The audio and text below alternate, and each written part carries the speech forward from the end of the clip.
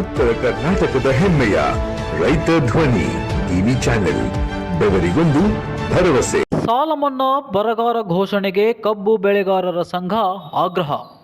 ಹೌದು, ರಾಜ್ಯದಲ್ಲಿ ಸಮರ್ಪಕ ಮಳೆಯಾಗದೆ ರೈತರು ತೀವ್ರ ಸಂಕಷ್ಟದಲ್ಲಿದ್ದರೂ ಸರ್ಕಾರ ಬರಗಾಲ ಘೋಷಣೆ ಹಾಗೂ ಬೆಳೆ ಸಾಲ ಮನ್ನಾ ಮಾಡುವಲ್ಲಿ ವಿಳಂಬ ಮಾಡುತ್ತಿದೆ ಎಂದು ರಾಜ್ಯ ಕಬ್ಬು ಬೆಳೆಗಾರರ ಸಂಘದ ಜಿಲ್ಲಾಧ್ಯಕ್ಷರ ಭುವನೇಶ್ವರ್ ಶಿಡ್ಲಾಪುರ ಆರೋಪಿಸಿದರು. ಬೆಳೆ ನಷ್ಟದ ಸಮೀಕ್ಷೆ ನಡೆಸಿ ಎಕರೆಗೆ 30,000 ಪರಿಹಾರ ನೀಡಬೇಕು. ರಾಷ್ಟ್ರೀಕೃತ ಸಹಕಾರಿ ಹಾಗೂ ಖಾಸಗಿ ಬ್ಯಾಂಕುಗಳ ಬೆಳೆ ಸಾಲ ಮನ್ನಾ ಮಾಡಿ ಸಾಲ ವಸೂಲಿಗೆ ತಡೆ ನೀಡಬೇಕು.